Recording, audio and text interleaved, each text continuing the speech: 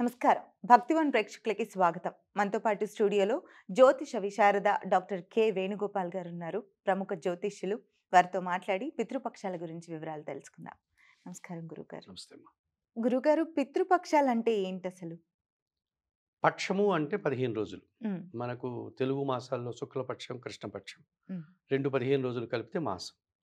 పితృపక్షాలు, ఈ పితృ అనేటువంటి శబ్దానికి తండ్రి, తాత, మనకంటే పెద్దవారు అని అనేక అర్థాలున్నాయి. హ్మ్. పర్యాయ పదాలున్నాయి. నానా అర్థాలున్నాయి. సో, ఈ కారణం చేత మనకు అంటే వయసులో పెద్దవారైనటువంటి వారు మన తండ్రి కావచ్చు, తండ్రి తండ్రి కావచ్చు, ఆ అమ్మ కావచ్చు, అమ్మ వాళ్ళ నాన్న కావచ్చు. ఇలా మనకు మా పెద్దనాన్నలు, పెద్దమ్మలు అంటే మన పితృదేవతలందరూ వారికి నిర్దేశించినటువంటి ఈ 15 రోజులు అని అర్థం. పితృపక్షాలు దీన్నే మహాలయ పక్షాలు అని కూడా పిలుస్తారు. హ్మ్. పితృపక్షాలు అంటారు, మహాలయ పక్షాలు అంటారు. ఈ 15 రోజుల్ని పితృదేవత అర్చనకు ఉపయోగించండి. పితృదేవతలకు నైవేద్య సమర్పణ చేయండి. దేవతలకు తిలాతర్పణం చేయండి. పిండ ప్రదానం చేయండి. పితృదేవతలను తలుచుకోండి. వారు మనకు చేసినటువంటి అనేకమైనటువంటి లాభాలు ఏవైతే ఉంటాయో వాటిని చెప్పుకుని వారిని ప్రశంసించండి. ఎందుకంటే వారు ఇప్పుడు లేరు. హ్మ్. పితృదేవతలు అంటే భౌతికంగా మన దగ్గర లేనటువంటి వారు. అంటే మన పెద్దలు, అవును. మరణించినటువంటి మన పెద్దలు ఎవరైతే ఉంటారో, హ్మ్. మన తల్లిదండ్రులు, తాత ముత్తాతలు, వారు మనకెంతో చేసి ఈ జీవితాన్ని ఇచ్చారు కదా! వారు చేసినటువంటి ఆ లాభాలని గుర్తించి, వారి గురించి ఆ మంచిని చెప్పుకుంటూ ఈ రోజులంతా కాలం గడపండి. అలాగే వారి పేరు మీదుగా దాన ధర్మాలు చేయండి. హ్మ్. ఇవన్నీ చేస్తే పితృదేవతలు పితృలోకాల్లో సంతోషిస్తారు. వారి వారసులమైనటువంటి మనమల్ని వారు ఆశీర్వచనాలు ఇస్తారు. ఆ రకంగా మనము ఆరోగ్యంగా, ఐశ్వర్యవంతంగా మన వంశాభివృద్ధి జరుగుతుంది అన్న దానికోసం నిర్దేశించినటువంటిది ఈ హ్మ్. పితృదేవత అర్చన, పితృపక్షాలు. హ్మ్. మంచిది గురువుగారు. మరి ఈ సంవత్సరం పితృపక్షాలు ఎప్పుడొస్తున్నాయి? ఎప్పుడూ కూడా భాద్రపద మాసములో పౌర్ణమితో ప్రారంభమవుతాయి. హ్మ్. అమావాస్యతో ఈ పితృపక్షాలు పూర్తవుతాయి. మనకు ఈ సంవత్సరము 2025 సెప్టెంబర్ నెల 7వ తారీఖున పౌర్ణమి వచ్చింది. హ్మ్. సో, ఆ పౌర్ణమి తర్వాత పితృపక్షాలు ప్రారంభం. అనగా సోమవారం నుంచి మనకు 8వ తారీఖు నుంచి పితృపక్షాలు ప్రారంభమవుతాయి. హ్మ్. హ్మ్. భాద్రపద మాసంలో చివరి రోజు అమావాస్య. దాన్ని మహాలయ అమావాస్య అంటాం. అది సెప్టెంబర్ నెల 21వ తారీఖు ఆదివారం వచ్చింది. హ్మ్. ఆ రోజు చివరి రోజు. హుహు. సో, ఆ చివరి రోజు కూడా ఈ పితృదేవత అర్చన చేసుకునేవారు చేసుకుంటారు. హ్మ్. మరి ఆ పితృపక్షాల రోజు మనం ఏం చేయాలి? ఆ! ఈ పితృపక్షాల రోజు మనం పితృదేవతలకి తర్పణాలివ్వాలి. హ్మ్. తర్పణము అంటే తిలాతర్పణము. హ్మ్. అంటే నీటిని, నువ్వులను వారి పేరు మీదుగా మనము వదిలిపెట్టాలి. హుహు. ఆహ్, మన ప్రాంతాల్లో అయితే నీటిలో వదిలిపెడతాం. ఇక్కడైతే మన ఇంట్లో అయితే ఒక పాత్రలో వదిలిపెట్టి దాన్ని తీసుకెళ్ళి వదులుతాం. తర్వాత పిండ ప్రదానం చేస్తాం. ఆహార పదార్థాలని ఒక పిండంలాగా తయారు చేసి హ్మ్. వాటిని వారికి నైవేద్యంగా సమర్పణ చేస్తాము. ఆ తర్వాత వారి పేరు మీదుగా ఆహారము, వస్త్రాదులు, పాదరక్షకులు, గొడుగులు ఇవన్నీ దానాలు చేస్తాం హ్మ్. పేదవారికి, హ్మ్. పేద బ్రాహ్మణులకి. హ్మ్. ఇవన్నీ చేయడం వల్ల వారు సంతుష్టులవుతారు. హ్మ్. అనగా సహజంగానే పితృదేవతలు అమావాస్య రోజు, లేకపోతే సంవత్సరంలో వారు చనిపోయినప్పుడు వార్షిక తిథిని మనం చేస్తూ ఉంటాం. తిథి అని పిలుస్తూ ఉంటాం. ఆ హ్మ్. వార్షిక తిథి రోజు ఇలా పితృపక్షాలు లాంటి సందర్భాలు వారికి నిర్దేశించినటువంటి కాలములో వారు మన ఇండ్లకొస్తారు. హుహు. అనగా వారి ఆత్మలు మనకు మన ఇండ్లకొస్తాయి. తిరిగొస్తాయి. తిరిగొస్తారు. హుహు. ఆ సమయంలో వారికి అక్కడి నుంచి రావడానికి అనుమతి ఉంటుంది పితృలోకాల్లో నుంచి. ఓహో! సో, వారు వస్తారు. వచ్చినప్పుడు వారిని మనం ఈ రకంగా వారిని ఆరాధిస్తూ, వారి పేరు మీదుగా వారికి నచ్చిన పదార్థాలు నివేదన చేస్తూ, వారి గురించి చెప్పుకుంటూ ఉంటే, వారు సంతోషంగా ఇక్కడి నుంచి వెళ్తారు. హ్మ్. ఆ రకంగా మన అభివృద్ధిని వారు కాంక్షిస్తారు. హ్మ్. ఇప్పుడు మీరు చెప్పినటువంటి కార్యక్రమాలు, మనం హ్మ్. పితృదేవతలకి మనం చేసేటువంటి కార్యక్రమాలు హ్మ్. ఎన్ని గంటలకి చేయాలి? ఎక్కడ చేయాలో చెప్పండి గురువుగారు? సహజంగా మనకు శాస్త్రాలు చెప్పినటువంటి సమయం మధ్యాహ్నం 12 గంటలకు ప్రారంభించమని చెప్తుంది. హుహు. ప్రతిరోజు కూడా పితృదేవతార్చన చేసేవారు. అమావాస్య రోజు గాని, లేకపోతే వారి వార్షిక తిథి రోజు గాని, ఇలాంటి పితృపక్షాల సమయాల్లో మధ్యాహ్నం 12 గంటలకు ప్రారంభించాలి. 12 నుంచి ఒక గంట, గంటన్నర మధ్యలో గన పూర్తి చేస్తే హ్మ్. అది కరెక్ట్ సమయం. ఓహ్! ఆ హుహు. సమయంలో వారు దాన్ని స్వీకరిస్తారు అని హుహు. శాస్త్రాలు చెప్తున్నాయి. హ్మ్. మరిప్పుడు పితృ కార్యక్రమాలు మనం చేసేటప్పుడు ఎలాంటి నియమాలు పాటించాలంటారు? సహజంగా ఒక భార్యాభర్త ఉన్నారు. హ్మ్. ఆ భర్తకి తండ్రి గారి, తాతగారికి ఎవరికో ఆయన తర్పణాలు ఇచ్చుకుంటున్నారు. హ్మ్. ఈ అమ్మాయికి పెద్దగా ఇష్టం లేదనుకున్నాం. హ్మ్. వ బతికినప్పుడు వాళ్ళ తల్లిదండ్రుల వల్ల ఏదైనా ఇబ్బందులు సహజంగా జీవితాల్లో జరుగుతూ ఉంటుంది. ముఖ్యంగా వాళ్ళ అమ్మ గురించి అనుకున్నాం. హ్మ్. అత్తగారి వల్ల ఏదో కొన్ని ఇబ్బందులు ఉండింటాయి. హ్మ్. సో, ఈరోజు అమ్మాయి ఏం చేస్తుంది, వీళ్ళ ఆయనేమో ఇల్లు వాకిలి శుభ్రం చేసి మా అమ్మకు, మా నాన్నకు తర్పణాలు ఇవ్వాలి. మా తాతలకి ఆయన హడావుడిగా ఆనందంగా చేస్తుంటారు. అమ్మాయికి పెద్దగా ఇష్టం ఉండదు. హ్మ్. కానీ చేస్తుంది భర్త కోసం. మనసులో అలా చేస్తుంది. పెట్టుకుని. చేసేటప్పుడు ఏం చేస్తుంది? అన్ని ఏర్పాట్లు చేస్తుంది. హ్మ్. వాళ్ళకి ఆ అత్తకు, మామకు వాళ్ళందరికీ నచ్చిన పదార్థాలన్నీ వండిపిస్తుంది. నీళ్లు శుభ్రం చేస్తుంది. అన్నీ చేస్తుంది పాపం. కానీ మనస్ఫూర్తిగా చేయలేదు. చేస్తూ ఏం చేస్తుందంటే మధ్య మధ్యలో వాళ్ళ ఆయనతో అంటుంది, "మీ అమ్మ ఒకప్పుడు నన్ను ఈ రకంగా, ఆ అయ్యో! రకంగా మీ నాన్నగారు అంతా మీ తమ్ముడికి ఏదో చేశారు. లేకపోతే మీ అక్క" ఇలాంటివి సహజంగా జరిగేటువంటిది. నేను ఎవరిని ఉద్దేశించి చెప్పటం లేదు. అందరి ఇండ్లలోనూ సహజంగా జరిగేటువంటిది. ఇలా చేస్తే ఆ పితృదేవతలు నొచ్చుకుంటారు. హ్మ్. వారు దాన్ని స్వీకరించరు. పైగా మనకు చెడు జరుగుతుంది. ఓహ్! పితృదేవతలు మన ఇంటికొచ్చి బాధపడి వెళ్ళిపోతే, ఏ అతిథి కూడా ఇంటికొచ్చిన వాడు బాధ పెట్టకూడదని మన శాస్త్రం చెప్తుంది. అవును. మనం హైందవ సంస్కృతిలో ఒక మనకు అపకారం చేసిన వాడు మన ఇంటికొస్తేనే భోజనం పెట్టాలి. వారికి భోజనం పెట్టి, నీరిచ్చి, గౌరవిచ్చి పంపించండి. అవును. అపకారికి కూడా ఉపకారం చేయాలి. అది మన సంస్కృతి.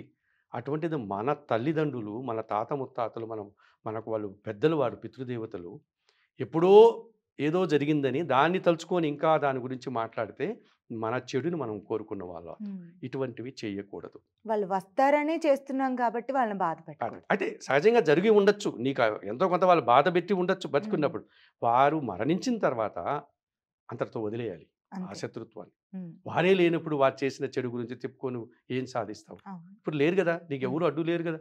నువ్వే గదా ఇప్పుడు వారసురాలివి. హ్మ్. ఇంకా దాని గురించి ఎందుకు మాట్లాడుతున్నావు? అవును. మీరు ఎదగాలి గదా! హ్మ్. ఇంకా సంకుచితమైన స్వభావాలు పట్టుకొని గతాన్ని లోడుకుంటూ, తవ్వుకుంటూ ఉండడం వల్ల మీకు ఒరిగేదేముంటది? హ్మ్. ఇటువంటి తప్పులు చేయకండి. మగవాళ్ళు గాని, ఆడవాళ్ళు గాని. హ్మ్.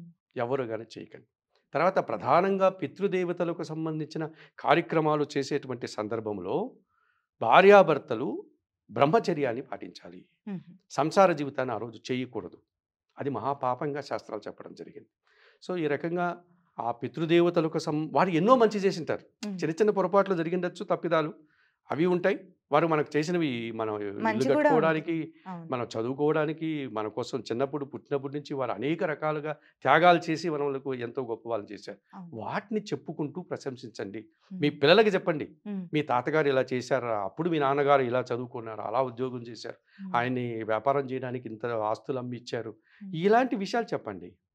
మనం వారసులకు చెప్పండి. వారి హ్మ్. గొప్పతనం గురించి చెప్పండి. ఇలా చేసుకుంటూ పోతే తప్పనిసరిగా ఆ రోజు మనం చేసే పితృదేవత అర్చన సద్వినియోగం అవుతుంది. మన పితృదేవతలు సంతోషిస్తారు. మనకు బలమైనటువంటి ఆశీస్సులు అందిస్తారు. హ్మ్. మనం ఎక్కువగా అభివృద్ధి పథంలో ముందుకు వెళ్ళడానికి అవకాశం. దేవతల కంటే కూడా పితృదేవతల ఆశీస్సులు మంచివంటారు కదా గురుగారు. నిజమేనా? నిజమే కదమ్మా! హ్మ్. ఎందుకంటే దేవతలు అందరికీ దేవతలు. అందరినీ సమానంగా చూస్తారు. వీరు మన దేవతలు గదా! మన కుటుంబానికి దేవతలు గదా వారు. మన మన తల్లిదండ్రులు, మన తాత ముత్తాతలు గదా! సహజంగా ఎవరైనా ఏం కోరుకుంటాం మనము? అందరూ బాగుండాలి. హ్మ్. నా కొడుకు బాగా చదవాలి. నా కూతురు బాగా చదవాలి. నా మనవడు చదవాలి. వాడు అభివృద్ధి పథంలో ముందుకు వెళ్ళాలి. వారు ఆరోగ్యంగా ఉండాలని గదా నిరంతరం వాళ్ళు పూజలు చేసినటువంటి వారు. కనుక ఎవరి వారసులు వారి కుటుంబాన్ని గదా వారు కోరుకుంటారు. అవును.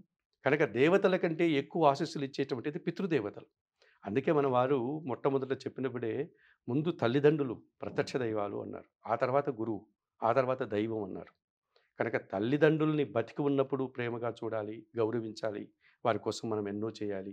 చనిపోయిన తర్వాత కూడా వారిని నిరంతరం గుర్తు చేసుకుంటూ, వారు చేసిన పనులు కొనియాడుతూ, వారిని స్మరించుకుంటూ, వారికి నచ్చిన పదార్థాలు నైవేదన చేసి, వస్త్రాలు లాంటివి దానాలు చేస్తే తప్పనిసరిగా నీ కుటుంబ అభివృద్ధి కోసం వారు పనిచేస్తారు.